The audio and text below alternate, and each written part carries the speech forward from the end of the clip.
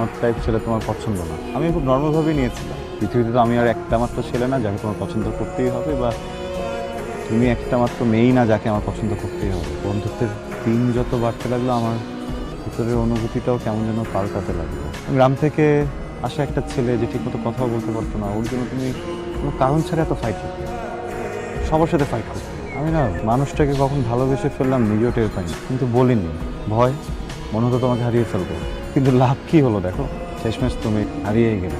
5 বছর পর যখন আবার সুযোগ হলো তোমার সাথে দেখা করার, তখন আর রিস্ক নিতে চাই। কারণ 5 বছর আগে তুমি আরো একটা কথা বলেছিলে, তুমি কখনো বড়লোক ছেলের সাথে সম্পর্কে যাবে না। তাই মনে হলো যে মানুষটাকে ভালোবাসি, যে মানুষটাকে এত পছন্দ করি, যে মানুষের সাথে প্রেম না হোক, বিয়ে না হোক, যোগাযোগটা থাকুক, অ্যাটলিস্ট ফ্রেন্ড হয়ে।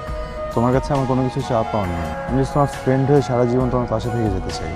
প্লিজ এবার আর হারিয়ে যেও না।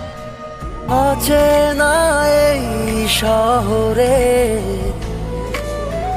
খুব আপন কেউ ছিলে,